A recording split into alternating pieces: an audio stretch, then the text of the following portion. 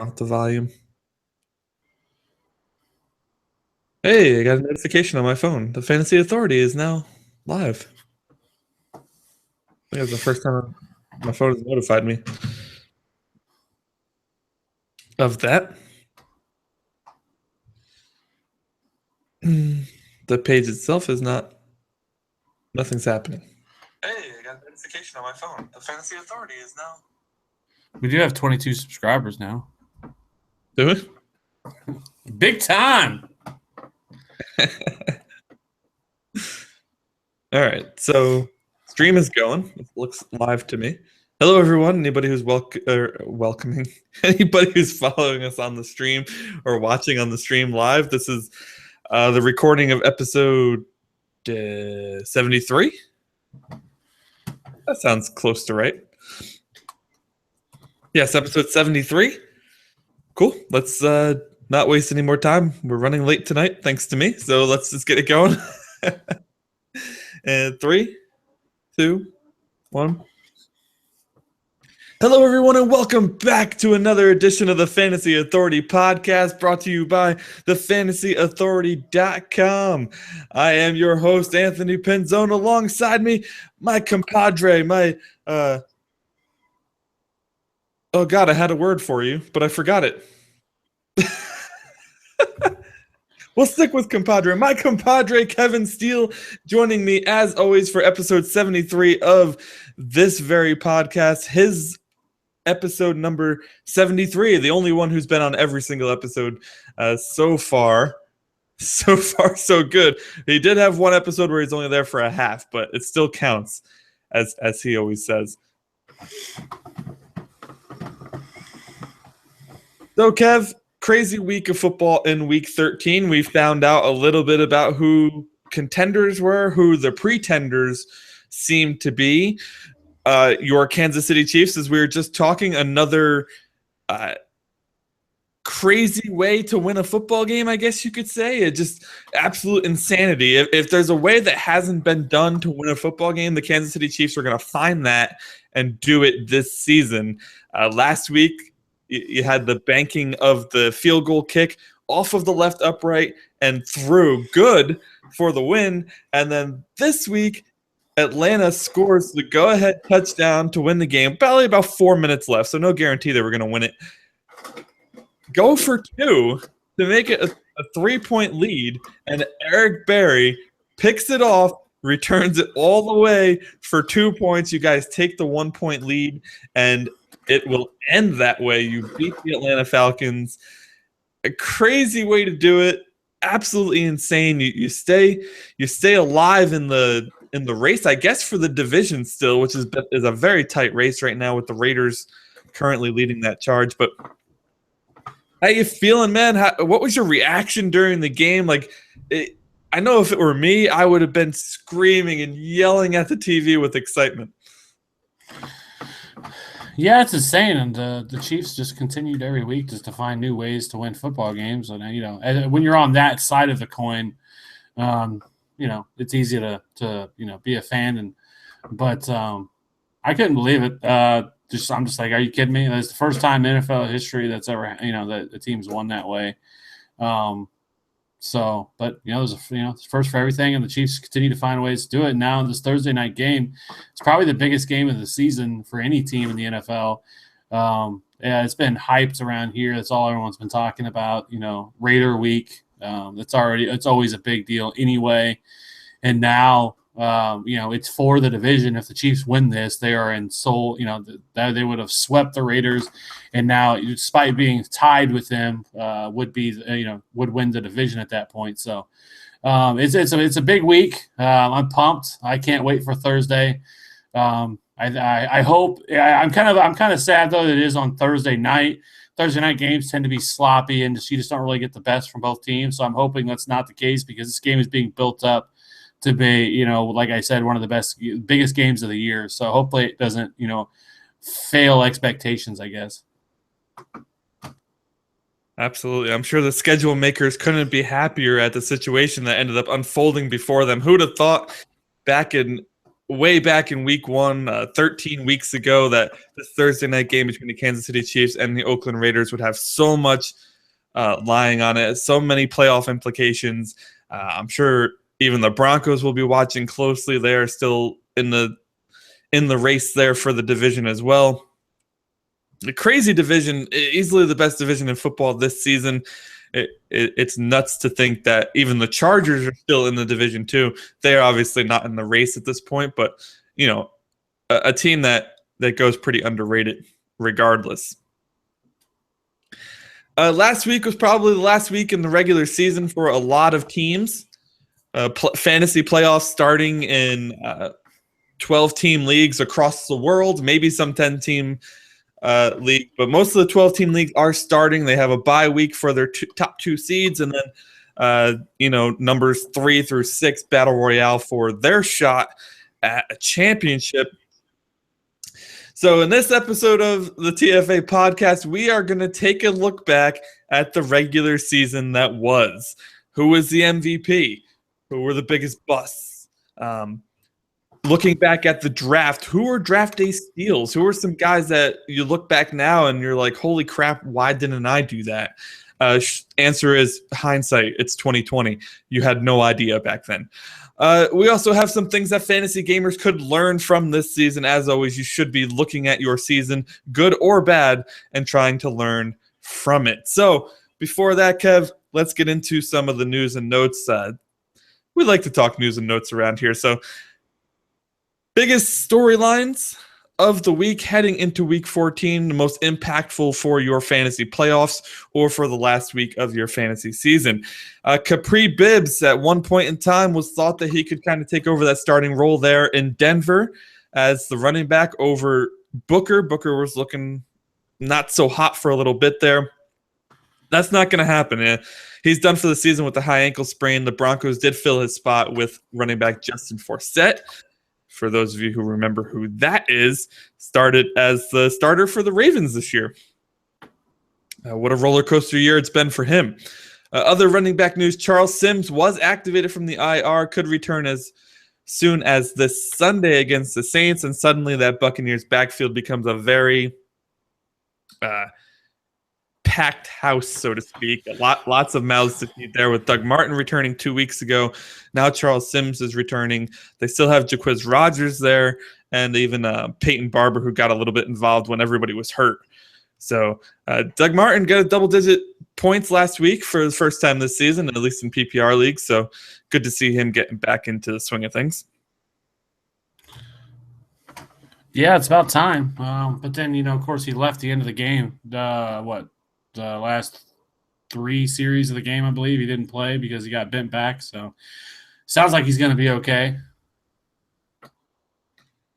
I'm hoping so. As a heavy Doug Martin owner and kind of relying on his return for my playoffs, come on, Dougie. We can do it, buddy. We can do it. I do have one team, Kev, that's winning you're in, losing you're out this week. Our playoffs start next week. I lost last week horribly. 2 straight losses for me. So that's my one team, my one Yahoo team that may not make the playoffs. My other 2 Yahoo teams are already locked in as the number 1 seed, actually, for both. So can't win them all, I guess. But I'm hoping that I could at least pull out the victory this week and kind of sneak into the playoffs there. I hear that. Actually, when one of my leagues, the playoffs start this week, and then I have another league, the playoffs start next week. So it's one of those leagues you play already the week 17, which I've never understood. But I'm not the commissioner, so I don't make the rules. Fair enough. I've never understood a week 17 league either. I guess some people just don't want to give up on football until they have to at that last given moment. So there's something to be said about that. Speaking about that Chiefs-Raiders game, man, it looks like Jeremy Maclin's going to come back. Good news for Chiefs fans. Good news for Jeremy Maclin. Bad news for fantasy football? Tyreek Hill and Travis Kelce experiencing huge upticks in their value with Maclin out. How is their value hurt with him coming back now? If you're a Jeremy Maclin owner, I don't think you can play him. At least not this week. Maybe next week against Tennessee, but then after that, week 16, if you're an owner, and obviously that would be the championship. They play Denver, so you're probably not playing him there. So he's going to be very hard to trust. I think you still trust Tyreek Hill. I still think they're going to get him the ball in many different ways like they've done all year. I don't think that's going to change with the return of Jerry Maclin. I don't think it's going to ultimately hurt Travis Kelce. I mean, we have to remember before Jerry Maclin got hurt with a groin injury, he was pretty bad. He's been bad all year. Hasn't really done a whole lot. I think he's only scored 1 or 2 touchdowns all season.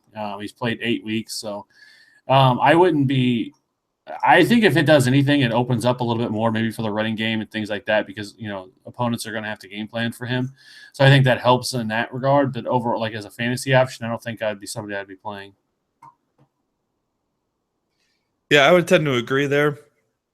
Maclin was hard to trust before when he was healthy. I don't know that you could trust him necessarily coming back, but I still really like Tyreek Hill and Travis Kelce, especially with the state of the tight end right now. I don't think you can afford not to trust Travis Kelce at this point. You're just going to have to ride along with it and hope for the best. 100%. I mean, I think you could end up – I mean, I wouldn't be surprised if you see Travis Kelce finish as the tight end 1 by the end of the year. Yeah, Zach was talking in our little Twitter chat there that was his bold prediction on the podcast earlier this season. I can't believe he remembers that. I have no idea what mine was, and I'm sure you don't remember what yours was either. But his bold prediction was that Travis Kelce would finish as the tight end 1, and that could come to fruition here. Yeah, I mean, he's currently tight end 4 and only 7 fantasy points in standard. And actually, in PPR leagues, he is number 1. So look at that. Just 4 more weeks he has to get through. The Browns have some good news, possibly with Robert Griffin III having a realistic shot to start this weekend against the Bengals. I think this is a game that the Browns very much could win. Bengals sitting at 4-7-1 right now. Have not looked like a great team. Big win this past weekend, I believe, versus Philadelphia, if I'm not mistaken. So that was quite impressive. But Philadelphia has kind of fallen off the wagon there a bit after that impressive 3-0 start. They've come back down to earth, back to about 5-7, I think, something along those lines. RG3 returned. Good news for the Corey Colemans and Terrelle Pryors of the world. Yeah, but I mean, no quarterback's been able to stay healthy behind that offensive line. So, I mean, I guess he's only got to stay healthy for a few weeks, but I wouldn't be overly optimistic. But it'll be nice. It's nice to see him back because we didn't think he was going to be back at all this year. So, yeah, I think it helps the deep threat Corey Coleman and Terrelle Pryor being able to open things up down the field. But I don't know. I mean, I think Terrelle Pryor is still the guy to own, and then you still feel confident with him. And then with Corey Coleman, I think it helps his value as well. Hurts Gary Barnidge if you're a Gary Barnidge owner. Yeah, it's funny. Terrelle Pryor has been bad quarterback proof this year. I mean, he doesn't get affected by it. I mean, he has been a must-start option all the way back to week 1. If you really look at it realistically, he has performed every single week this season. Maybe a down week here or there, but everybody has a down week. Very impressive year from that young man. Pretty excited to see what he can do in the future. Very interested to see how his draft value is affected next season. Guys coming off of 1-year wonder status always seem to intrigue me to see where they're going to go.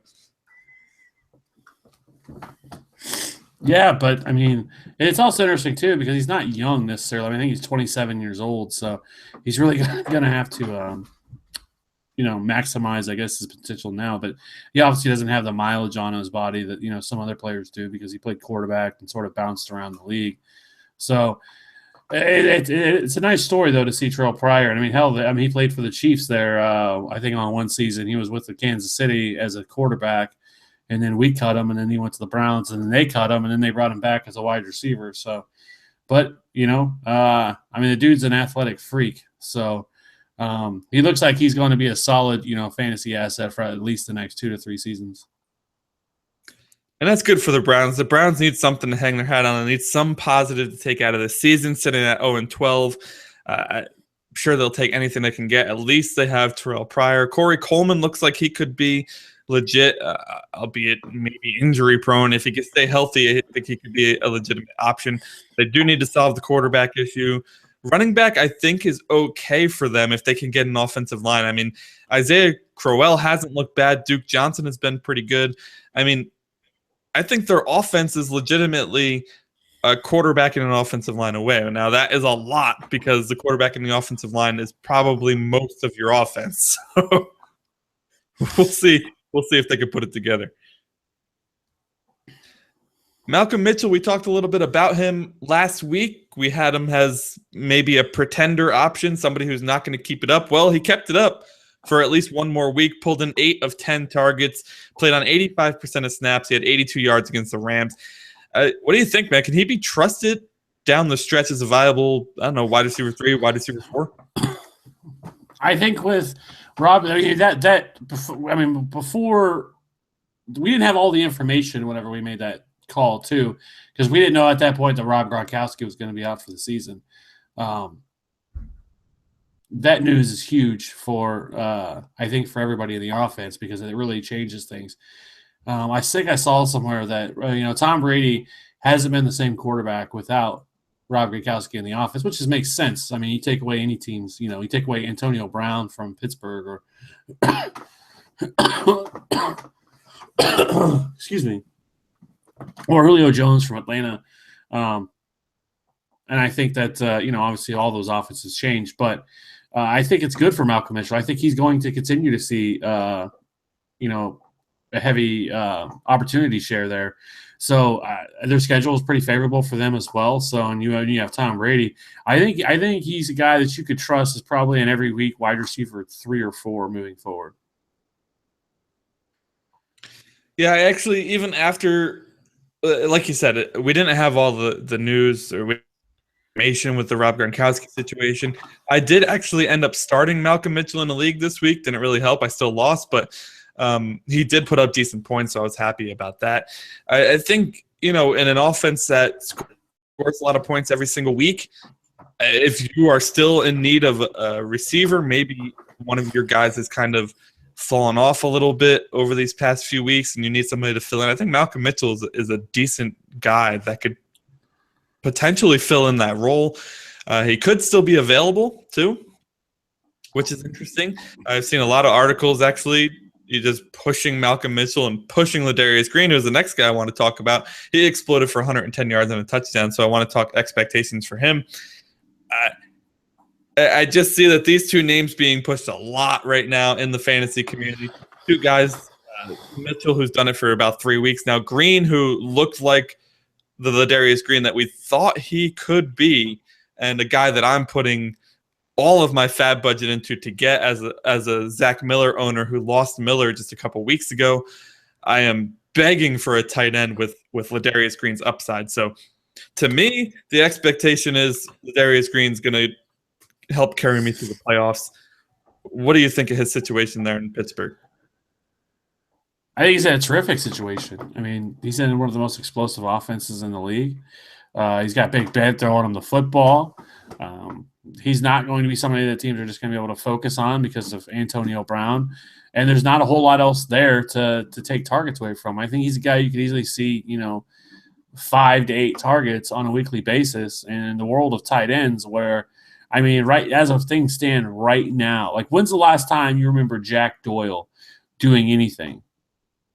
And he's tight end. He's a tight end 1 right now. Yeah, by the way, Dwayne Allen had 3 touchdowns this week.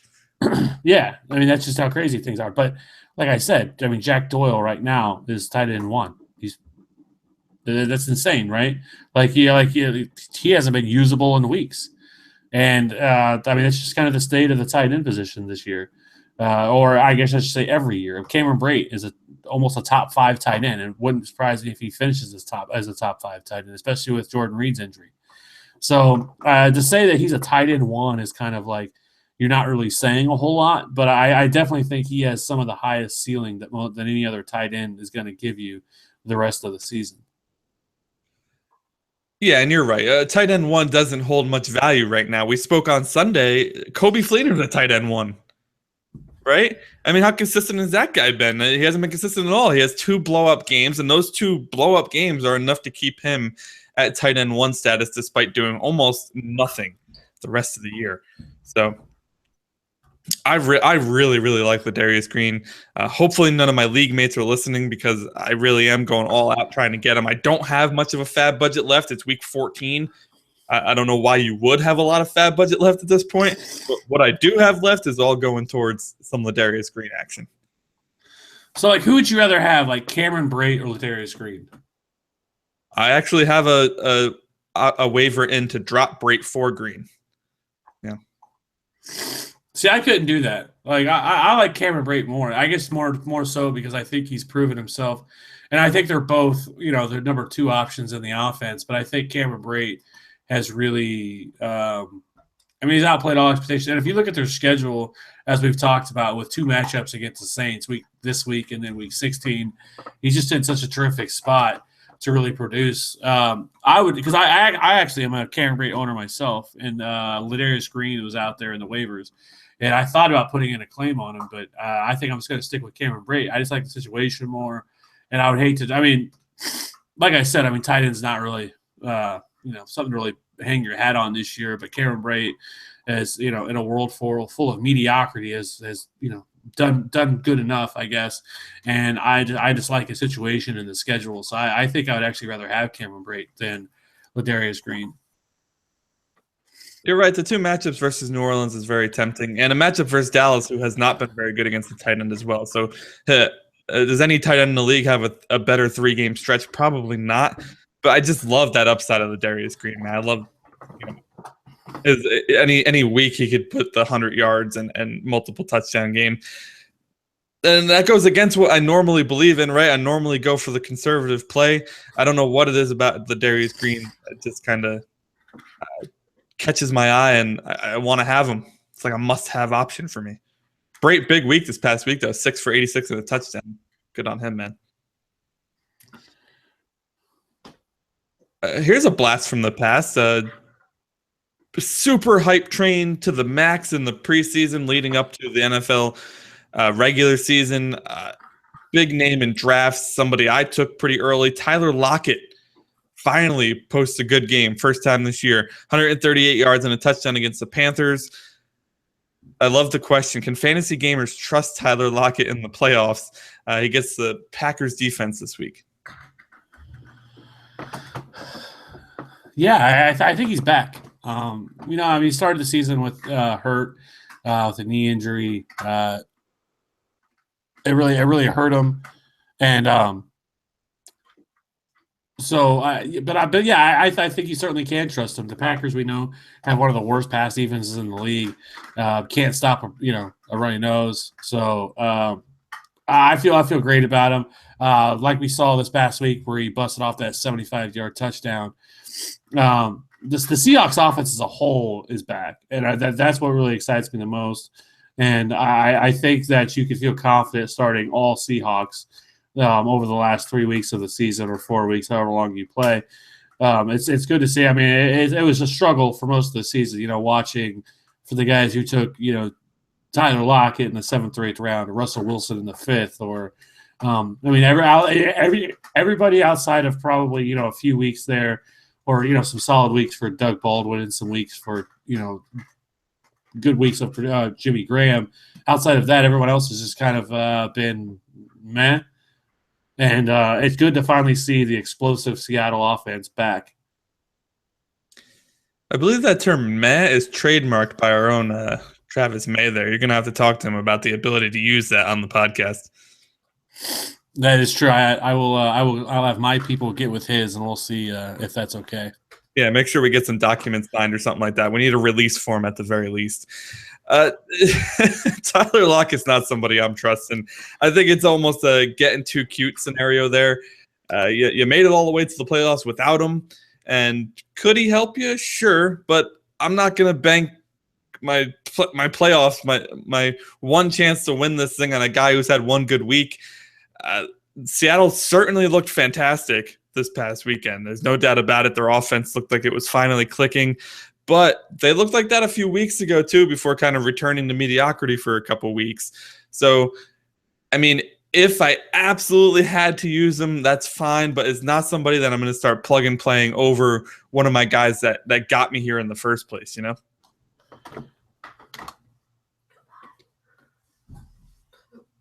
Speaking of somebody returning to mediocrity, what the hell happened to Colin Kaepernick this week? Now, I know Chicago's defense has been pretty good.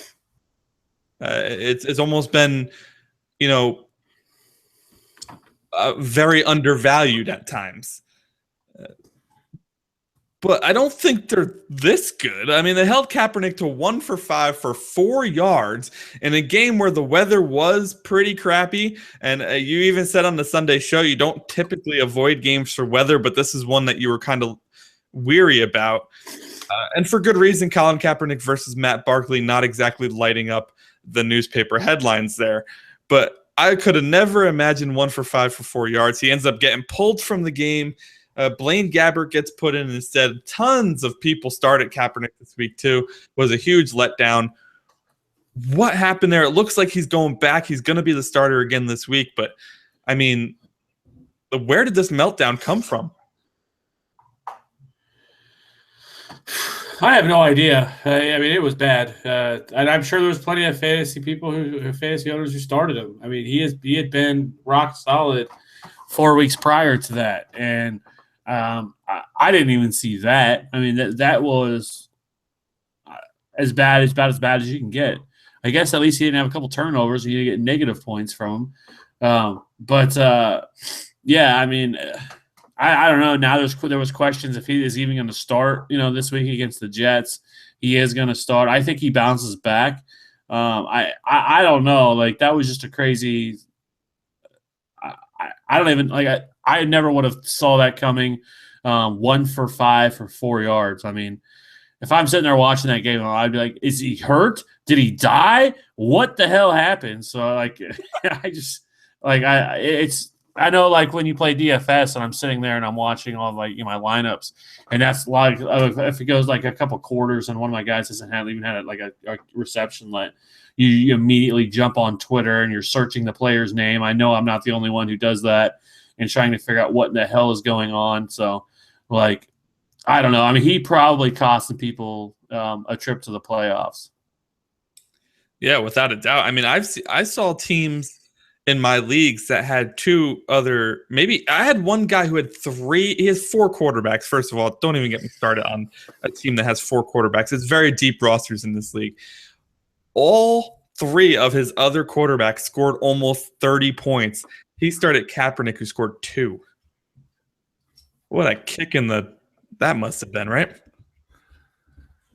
He lost, by the way, in case you were wondering. I agree on the back, though. How bad do the New York Jets look?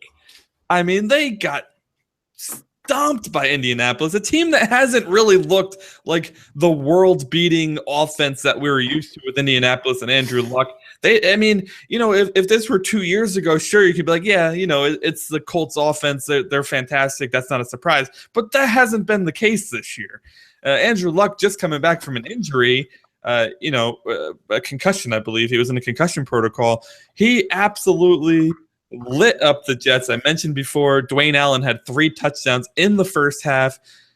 Crazy. Is this more of a, Colts offense is back or Jets defense is that bad? I mean, I think it's just a game where the Jets completely just have mailed it in. They're not going anywhere. The team's awful. Their quarterback's awful.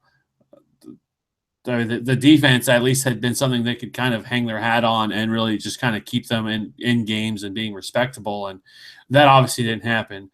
No, I don't think the Colts offense is all the way back. Like, they're just now going to be this powerhouse offense. But I do think they are going to be the team that wins that division over Houston and Tennessee, which now is a 3-way tie. But I do think Indianapolis will be the team that prevails there and moves on into the playoffs, which, I mean, that's a scary thing for any team because nobody wants to face the Colts and Andrew Luck in the playoffs. But, yeah, I mean, no, I just think the Jets completely have given up.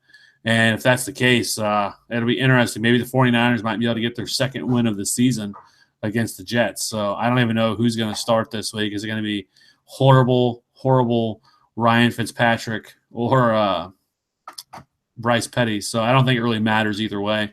That game is going to be terrible to watch. I think the 49ers could absolutely just destroy them in that game, honestly. If that defense plays as bad as they did Monday night, I mean, Kaepernick can put up points. You saw it against the 4 or 5 other teams he faced before this past weekend against Chicago, where he put up 20-plus fantasy points, 40 against my Finns. Yeah, go Finns, who just got demolished this past weekend. But they did name Bryce Petty the starter for the rest of the year, which is curious to me. You traded up in the draft to get Hackenberg in, I believe, the 3rd round. He has not seen the field, not even with all of these quarterback issues going on. Fitzpatrick has been awful. Bryce Petty has a couple starts, hasn't really looked good. Don't you at least want to try and see if you have something in Hackenberg? There's a very good chance you could have a top 3 pick this year and be looking at another quarterback in the 1st round. I mean, what you don't even want to see if you have something in this Hackenberg kid before you get into that situation?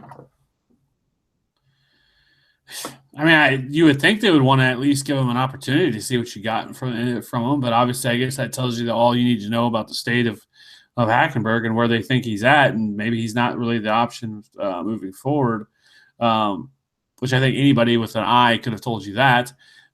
So it's good. But this isn't a draft that's really great in quarterbacks either.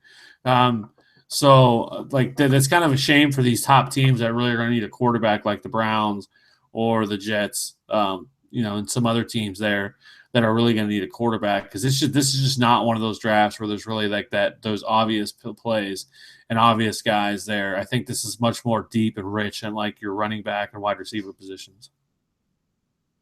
Which is funny you should say that, because I feel like 2 years ago and even as much as last year, everybody kept saying that this would be the year for a quarterback in the draft. Now, I don't follow college football, so I don't know enough about what's been going on, but it seems that notion has kind of fallen off. Yeah, I mean, there's certainly some guys that are going to be there that probably worth mentioning, but like the Lamar Jackson. I don't follow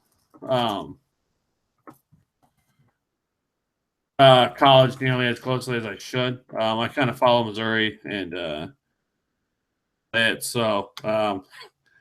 I'm trying to actually. I don't even think he's actually eligible to enter the draft this year, Lamar Jackson. So I don't even think Blaine Gabbert there. What's that? Yes. So who's the next Blaine Gabbert? Yeah. I don't. You mentioned before Colts and Texans and Titans, all 3 tied at the top of that division now. That's a game that's very much going overlooked. I feel like Texans at Colts, 1 p.m. Eastern time this Sunday, December 11th. Huge game, huge playoff implications there. Division crown implications. I think if the Colts win that game, they're pretty much going to run away with the division. Which is kind of crazy. The division actually looked like it was very, very improved in the offseason on paper. Of course, that did not translate into actual games and actual wins, stuff like that. The division has been pretty weak in and of itself. Jacksonville plays Minnesota if they want to try to get back into it. That's a get-right game right there, with Minnesota just tumbling down that hill faster than ever.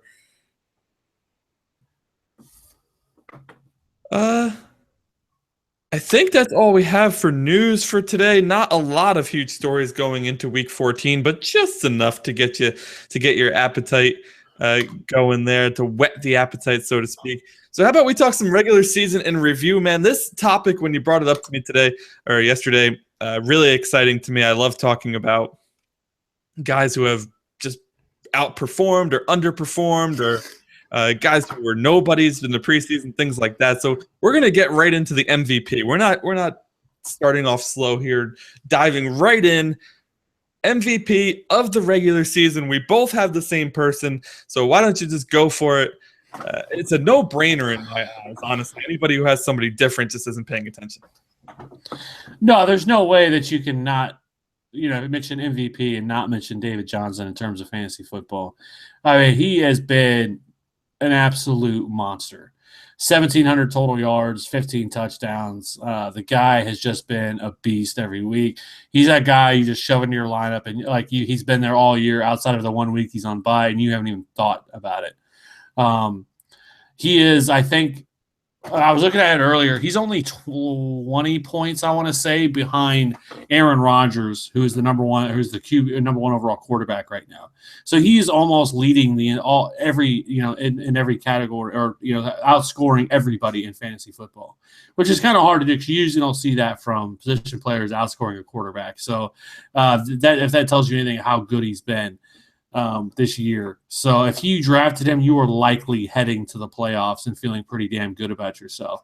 And he wasn't it's not like he was a number one overall pick. I mean, he was the guy you probably could have got with the 7th, 8th, or 9th pick in your drafts this year. And he has paid off big time. Yeah, especially if you had an earlier draft. He did catch some momentum there right before the NFL season started, where he was starting to be mentioned as the kind of the go-to number one overall pick. But that was literally like a week before the season started. So only for really leagues that wait until the last minute to draft. Up until then, though, you're right. 7th, 8th, 9th pick. I mean, you weren't having to spend a huge amount on him. Crazy to think he is so far ahead. I'm looking at the PPR stats for him. He's 60 points ahead of the next position player, who is Ezekiel Elliott. Absolutely insane. He has 15 touchdowns on the year, which is just crazy. I tell you what, though, somebody who, just to mention somebody else in the MVP calling, if he wasn't out for the first 4 games of the year, how about Le'Veon Bell, man? Le'Veon Bell probably about 100 points behind David Johnson, but like I said, he did miss 4 games this year. Only 4 touchdowns for him, though, so he's leaving a lot to be desired in the touchdown department, but he does have 1,300 total yards, and let's see here, 63 receptions for those PPR people out there. Pretty crazy. David Johnson has 64 for comparison's sake. Yeah, and that's probably the point there. I mean, he's getting targeted like a wide receiver, wide receiver one. So in PPR formats, Le'Veon Bell has been just as valuable, since those, over his last 9 games, as David Johnson has been, outside of the touchdown upside, but in terms of a PPR format, like Le'Veon Bell has been insane because they are just feeding him targets out of the backfield. And he is racking up those fantasy points and gaining ground on everybody that is in front of him. I mean, he's RB8 right now in standard and RB5 in PPR format. So he's quickly gaining ground on plenty of these guys, and wouldn't be surprised if he passes 1 or 2 more of these guys before the season end, which would be pretty crazy for a guy who missed 4 weeks to really be where he's at. Yeah, if you're in a keeper league and you have Le'Veon Bell, you're feeling pretty good about yourself right now. Crazy, though, like you mentioned, both David Johnson and Le'Veon Bell, their receiving numbers are borderline wide receiver one. If you look, the top receiver in fantasy in a PPR league is Antonio Brown, who has 88 receptions, right? David Johnson has 64, Le'Veon Bell has 63. They're only 20 receptions behind the number one wide receiver in fantasy. Yeah, but it's also been a pretty bad year for a wide receiver. And it's just comparatively speaking to what it was last year to this year, it's just been a night and day difference. Yeah, for sure. But you know what? You got your receiver names. If you're talking receiver only, you got your big names up there. The guys who are supposed to be up there are up there. Antonio Brown, Mike Evans, Julio Jones, Odell Beckham, Jordy Nelson with a hell of a return to football, right? So good to see the guys who you probably spent mega money on are actually finishing there in the top portion of your league. Yeah, of course. AJ Green also, before he went down with the injury, was also producing big time numbers for you. So at least that's the case, that those guys that you took there probably at the beginning of a draft, because Antonio Brown, Julio, and Odell all pretty much went 1, 2, and 3 this year, or 4, I guess, because a guy I'm about to talk about was I think taken at 3rd overall. So. Yeah, I'm sure you're talking about the biggest bust of the year. I have a lot of names here. I did count injuries as being a bust just because, yes, it's an injury and there's nothing you can do about it, but it still hurts your team if you took a guy in the first round and he gets hurt and doesn't play the rest of the season or only plays a couple of games. So in my eyes, that's still a bust status regardless, even though they're not necessarily because they're playing bad, but because they got hurt. You kind of stole like the top option in the bust radar for me, so I just went ahead and listed a bunch of other guys there, but I'll let you go ahead and lead that one off. Well, whenever you make the show notes, you can kind of, cherry pick the names that you want. So it was easy. As soon as I got to that, I was like, okay, just going to go ahead and plug him in there. But Todd Gurley has been abysmal this year. Like you said, took, probably number 3 overall for most people, number 3 or number 4. And it was taken, so high, has not paid off. Is right now RB20, barely a wide or RB2 right now, 678 yards, 4 touchdowns. Just the Rams as a whole, though, have been a train wreck this year. And to be honest, I don't like. We should have saw this coming from him this year, and I think a lot of people did. I know, like Matt Harmon wrote an article about him in the preseason about avoiding Todd Gurley and why he was going to be a bust. And that's exactly what's happened with him this year because the offense is so bad. And I know we're going to get to this in a minute about like things you should learn, but here's one that I think a lot of people overlook, and that is avoiding players who play in bad offenses.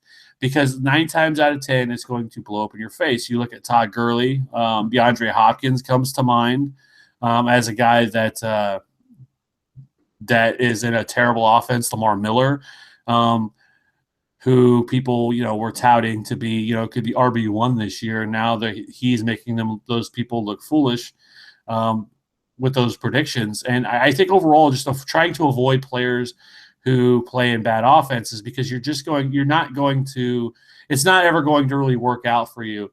Yeah, there's going to be the outliers. There's going to be players who are able to overcome that. But 9 times out of 10, most players aren't going to be able to overcome that. And you're going to have far better, luck with taking guys who are in the better offense and can really, that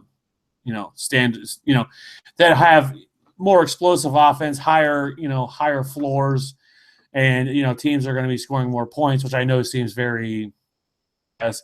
But sometimes people try to overlook things and overthink it and just look at a player's name and not really worry about the situation. And I think that's kind of what's happened with Todd Gurley this year. I still think if you put Todd Gurley on a lot of other teams, I think he would be excellent.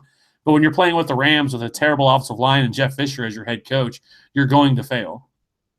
We got an extension, by the way. How did we not mention that? Yeah, well, I did see that. I guess that actually happened over the preseason or over the offseason. It just wasn't announced, and I guess they decided to announce it. So I guess actually he could still be fired. So I hope they do. They need to. If I was a Ram, and especially with a team that's building a new stadium, you would think that would be priority number 1. Would be getting rid of Jeff Fisher. And now, Jeff Fisher is an idiot and pissed off Hall of Famer Eric Dickerson. And so, oh, great. Good job, buddy. I don't know. Jeff Fisher's a train wreck. One of the worst coaches in probably NFL history. I don't know as an owner how you can sit there and watch this guy coach this team. Gave up the world to get the quarterback at the top of the draft, which has to be owner approved, by the way, because typically the owner is not going to let you give up a whole lot of draft picks like that without them first signing off on it and being convinced that this is the right move. And then you don't start him until more than halfway through the season with Case Keenum playing absolutely horribly, the team playing horribly. You weren't going anywhere. My God, I could go on all day about Jeff Fisher. I'm not going to get into it. That man needs to be fired. It's ridiculous that he still has a head coaching job. It's ridiculous that we're talking about the fact that this guy could still be coaching this team next year. And get rid of the damn GM too, because he's another one that's just awful. Awful. Anyways, biggest bust besides coaches, because obviously we know how we feel about Jeff Fisher, bust of a coach there. I was going to say DeAndre Hopkins here, who you did mention. And DeAndre Hopkins is a big-time bust. But as I look at Hopkins, at his statistics, from a PPR standpoint, I'm starting to see that it's not just Hopkins. It's a lot of big name wide receivers in general. Here's a few names for you who are wide receiver 3 or worse and absolutely cost you wide receiver 1 draft status when you drafted them. Julian Edelman, wide receiver 27. Allen Robinson, wide receiver 28. Benjamin, 29. Hopkins, 30. Go down the list a little bit. Brandon Marshall, Randall Cobb, Dez Bryant, all down there. Not even wide receiver 3. That's wide receiver 4 at that standpoint. Holy cow, man. We're going to get to that in a minute. Like you mentioned before about draft strategies and which position you should take top overall. The wide receiver likely did not work out very well for you this year. No, it's been kind of a crazy year for the wide receiver position. I will say you mentioned Dez Bryant, and I mean he was hurt, missed 3 games, so that's one reason why his numbers are where they are. But I think he's really come on lately. But regardless, the rest of the guys you mentioned is certainly true. Allen Robinson has been. But we sort of talked about this last week. When you're tethered to a bad quarterback, that's kind of, it's hard for these players to really overcome this stuff all the time and just completely outshine the situation that they're in. So I hope the Jaguars move on from Gus Bradley and realize that Blake Bortles is an absolute train wreck of a quarterback, because I think Allen Robinson still is an elite level talent. But yeah, I mean, wide receiver is nuts this year. You look at just the wide receiver ones. It's Antonio Brown, Mike Evans, Julio Jones, Odell Beckham, and Jordy Nelson are the top 5, which are kind of where you thought. T.Y. Hilton, not really a shocker. Larry Fitzgerald was actually taken as almost a wide receiver 3 this year, and he's doing Larry Fitzgerald type things. Michael Thomas is right there. Amari Cooper, Michael Crabtree, A.J. Green, and Devontae Adams. There's no way anybody would have thought Devontae Adams would be a wide receiver 1. No, Devontae Adams is pretty much the butt of all of our jokes this offseason. Yeah, I mean, one of the most inefficient wide receivers ever. Dude had over 20 targets last year and did nothing with them. And now he'll go down in infamy with that 20-target game in which he caught 2. I know. Yeah, you're right, though. You're right. I mean, look, Terrelle Pryor, Jamison Crowder. I mean, both on the list. Tyrell Williams, which, nobody would have guessed that because nobody would have thought that they would have lost 4 receivers this year. But that seems to be the name of the game in San Diego. I think next year, just look at whoever the wide receiver 4 is for San Diego and put him on your bench because they'll end up being a thing a few weeks into the season because the receivers there in San Diego seem to drop like flies. It's unbelievable. Unbelievable. Another guy I had on the list, Eric Decker, another one that got hurt, but I mean, very huge draft stock. We were talking before the season started that he actually had a better draft value than Brandon Marshall, which was true at the time, but Decker ends up getting hurt out for the year. Jamal Charles, Adrian Peterson, a few of those other hurt guys. Alshon Jeffrey, I mean, that whole Bears situation has been a disaster, but Alshon owners can't be happy with what they've gotten there. He's on suspension, I believe, right? 4-game suspension for PED use. So, gosh, things keep getting worse there. So enough of busts here. Let's get into some happier conversation. You just mentioned one of these guys a second ago in Michael Thomas. How about draft day steals? Guys that were drafted way later than their current value suggests. Yeah, and I think there's quite a few guys that we can talk about here with this as well. A few guys that I really like. Michael Thomas, which we just talked about. Michael Thomas is a wide receiver 1 right now, 831 yards, 7 touchdowns. For my money, has been the best wide receiver or the best rookie that you could have gotten, not named Ezekiel Elliott. And which is kind of funny because, I mean, there was all the over the offseason, the hype was what? Josh Doxson and Sterling Shepard and Corey Coleman and all these guys. And Michael Thomas, who definitely started to gain notice, was starting to get noticed by a lot of people as the preseason rolled on and reports out of training camp were strong for Michael Thomas and that his rapport was good. I remember us talking about that specifically, and I remember saying that I would have taken him. At the time, Willie Snead was going ahead of him, and I said I thought I would take him, Michael Thomas, over him because of what he brought to the table. But certainly, he was wide receiver 51 in drafts this year, his ADP. So certainly was probably one of the bigger steals in terms of the wide receiver position of what that you could have gotten. And I don't think there really was a bigger steal than what you could have got him for. No, certainly not. I loved Michael Thomas coming into the season, but only managed to get one draft. I only managed to draft him in one league, so I must not have loved him that much. Obviously, good call there with him. I think he was just absolutely a hell of a steal. We mentioned Terrelle Pryor a ton, which is no secret. He would have been a draft steal, probably undrafted in a lot of leagues. If not drafted in the very later rounds as a flyer, being a receiver on the Cleveland Browns offense. How about Jay Ajayi? Remember the sudden just drop in Jay Ajayi's value when Arian Foster got drafted? And I mean, I didn't disagree with it as a Dolphins fan. I thought for sure, Arian Foster's coming to town. This could really hurt Ajayi's value. And for the first couple weeks, it did.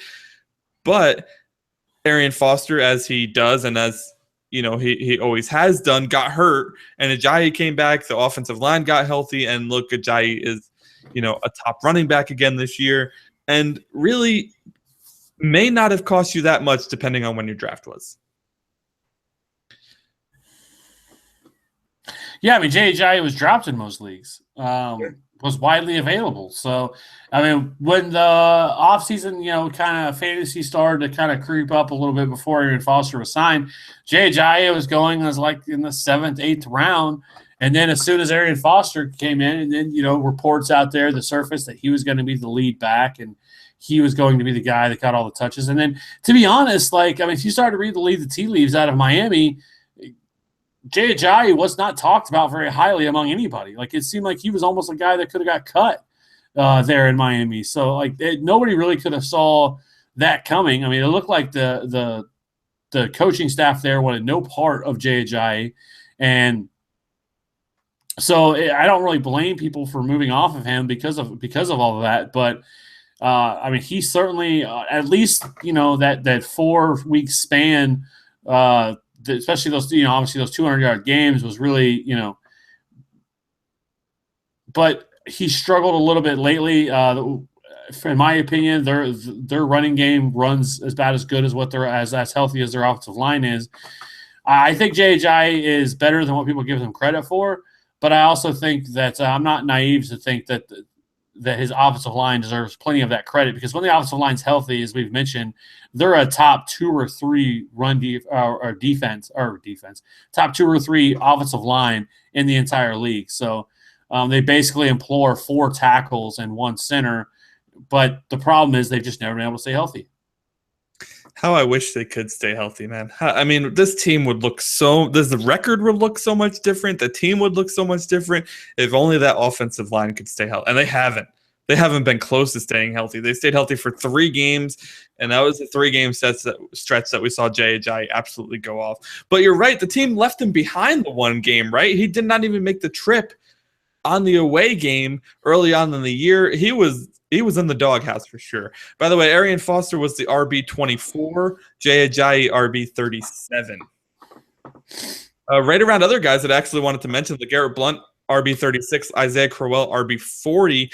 Blount is an RB1 here, and Isaiah Crowell an RB2 on the season so far. So both have far exceeded their expectations, far exceeded their draft status at least. Yeah, I mean, I agree. When you start, another guy that I have is you start looking at quarterbacks, and we kind of have this conversation every year about, and I don't really know why it needs to be a conversation anymore, but it's going to have to happen every year because quarterbacks always get overdrafted.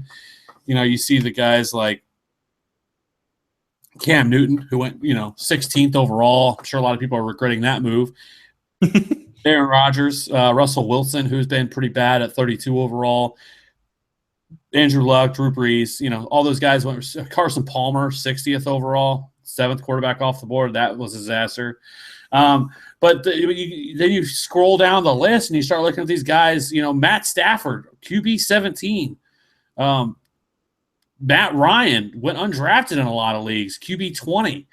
So I think what goes to show you, every year this happens, though. We talk about this stuff every year, and the same thing happens where we overdraft quarterbacks. People get so worried about having to get that top-of-the-line guy, and I'm going to fill that spot, and I'm going to have nothing to worry about. I'm going to take Cam Newton, and I'm not going to worry about my quarterback position, and I'm going to get – oh, wait a second. That didn't work out.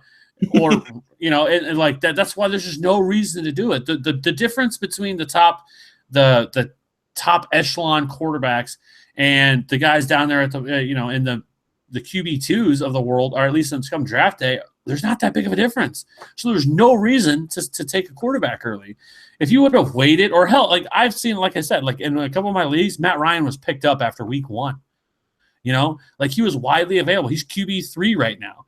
There's just no reason. The same thing, I think we saw it last year with a lot of guys. Hell, Blake Bortles right now, as bad as he is, he's still QB 12. I mean, how is that even possible, as bad as he's looked? But regardless, like I just don't ever understand that. So, again, we'll say it this year, but I know 6-7 months from now when we're talking about, all this stuff again and we're going through we're going to be saying the same thing. Whoever the guys are that are being underdrafted, those are the guys that people need to be targeting, and stay away from Aaron Rodgers and Tom Brady and Russell Wilson and Cam Newton. There's no reason to draft those guys. Yeah, I mean, even at least in my leagues, looking at the Fantasy Pros ADP, he was not very much underdrafted. But Drew Brees in my leagues went very, very late, like ridiculously late. Now the ADP says 4th round, but in all of my leagues, he was going 6th or later. And to me, that felt like a steal, and obviously ended up being that. But like you mentioned, look at this list. Marcus Mariota, QB4. Derek Carr, QB5. Kirk Cousins, a guy that everybody thought was going to take a huge step back, QB7. I mean, Dak Prescott, nobody saw that one coming, sitting there at QB8. I mean, we're beating a dead horse here with the don't take a quarterback early talk, but just listen to us for once, damn it.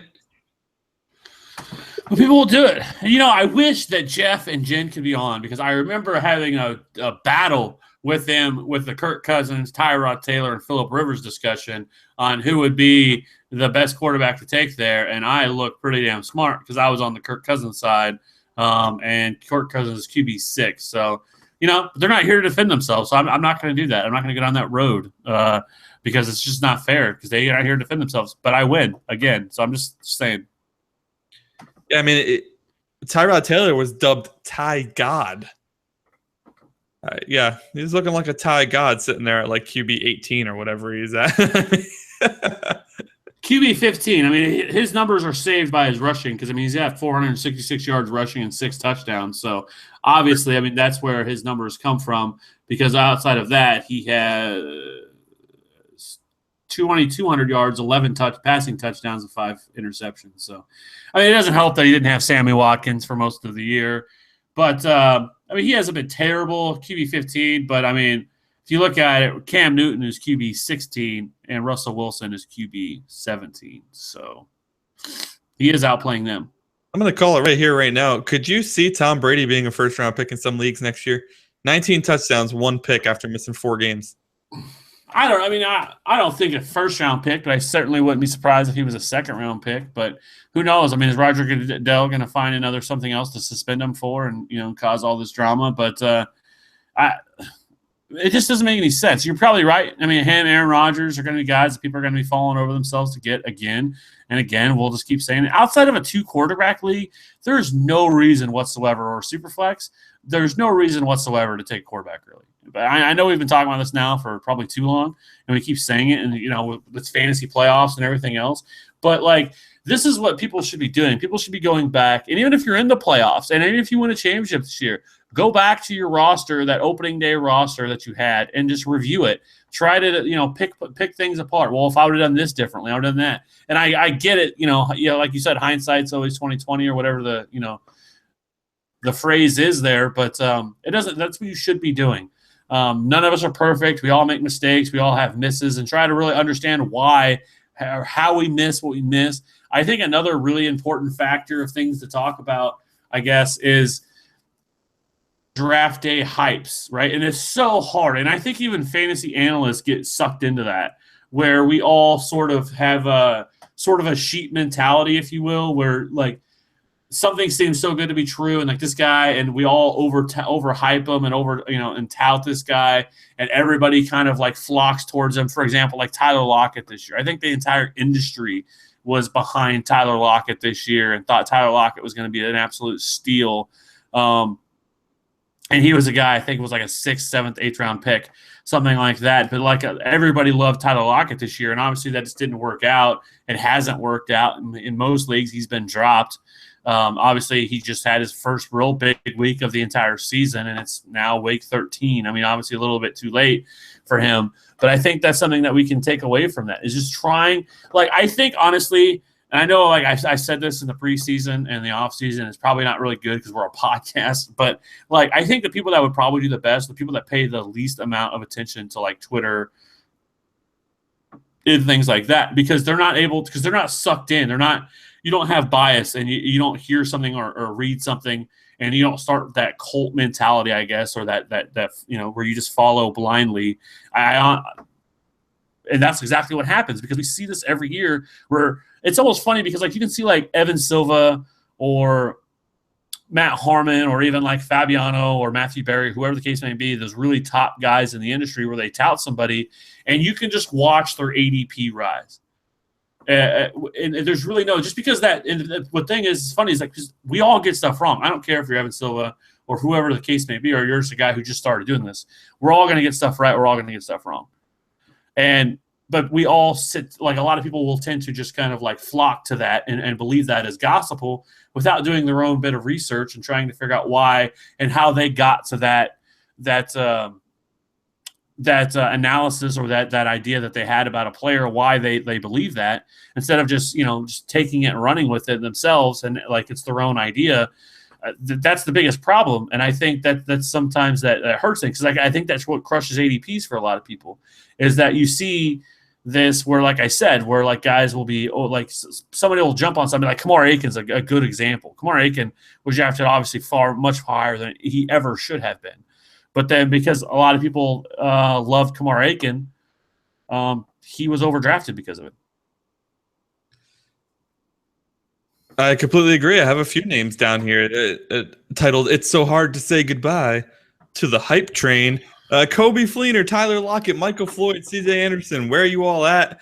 They're at the bottom of the barrel on teams who are in 9th, 10th, 11th, and 12th. Yeah, I mean, I think it also, another thing you could say too is, and I think those are all fantastic names, is also knowing just when to let go.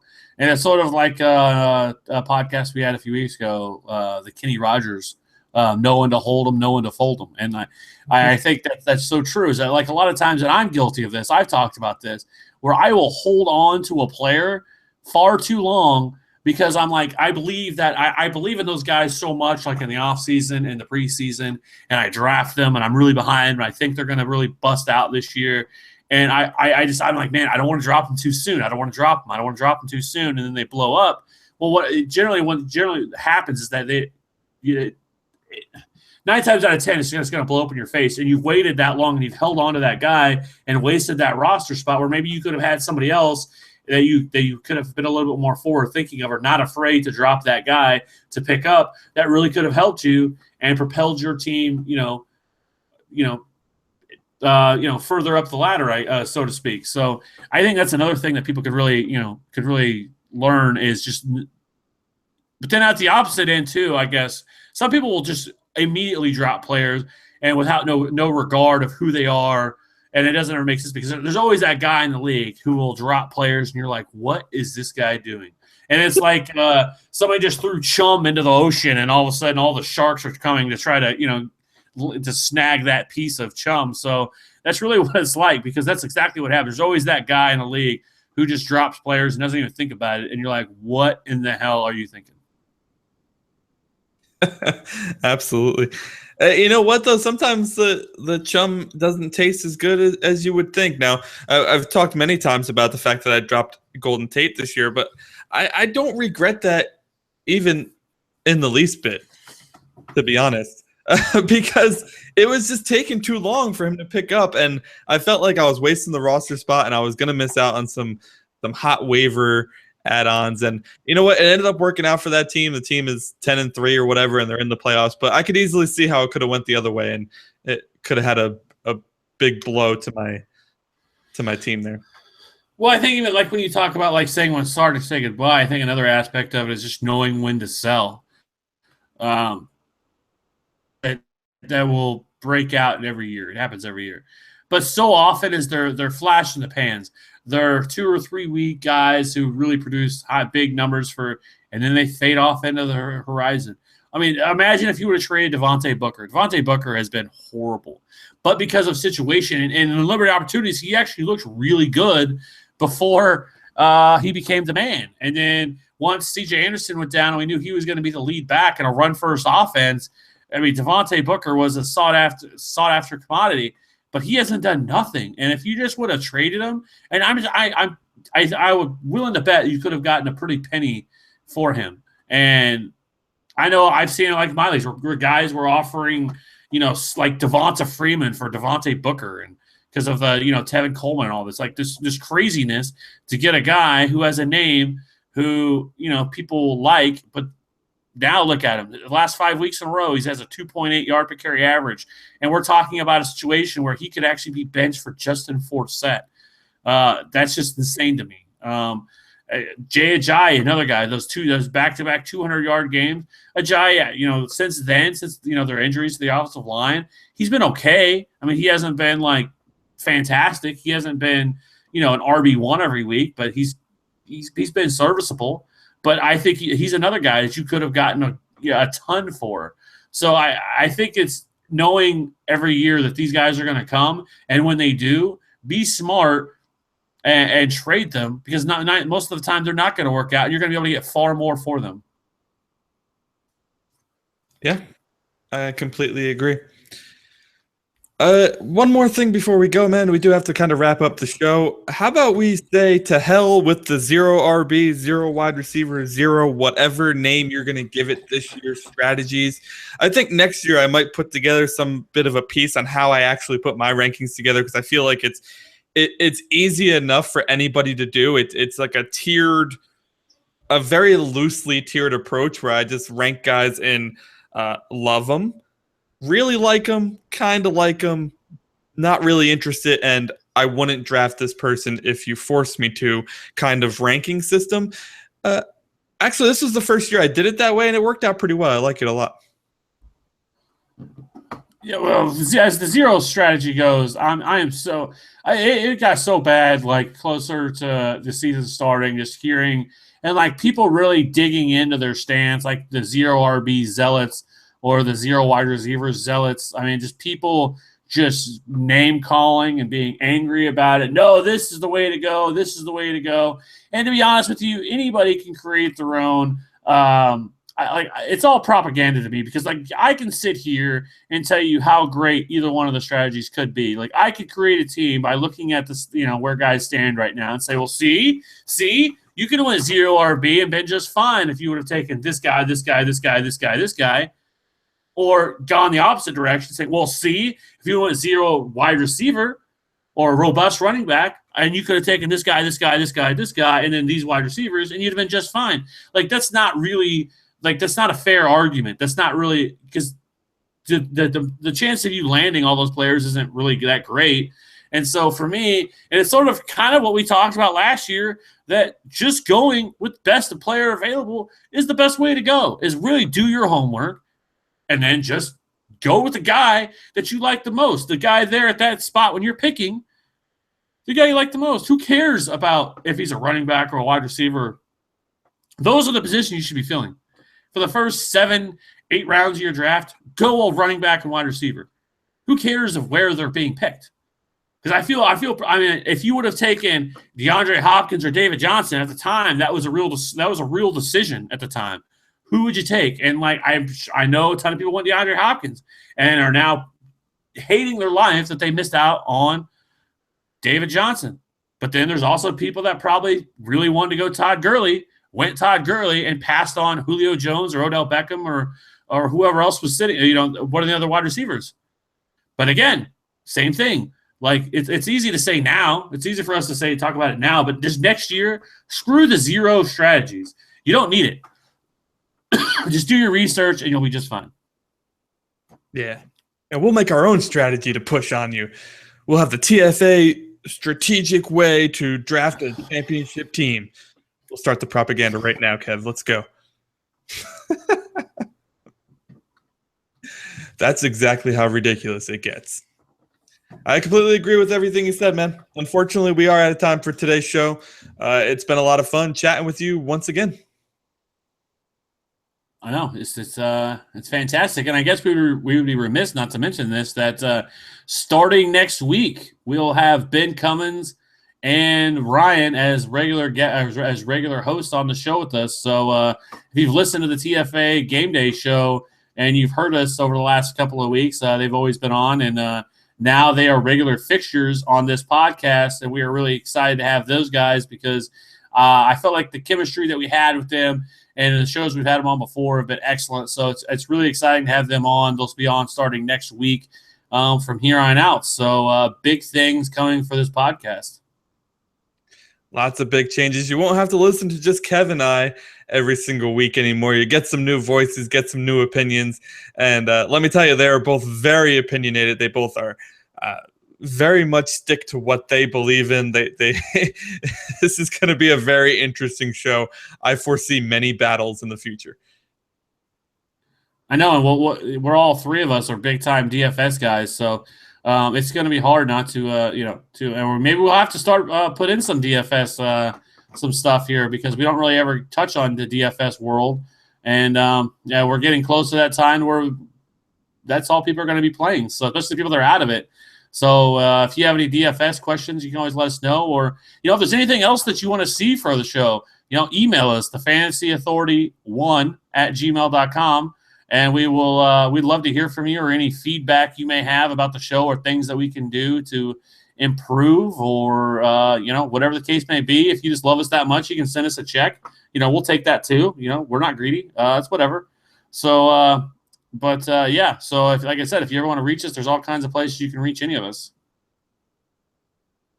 Yeah, very good call out. On Twitter, @FF_authority would probably be the best spot. Like you mentioned, email the fantasy authority, the number 1 @gmail.com.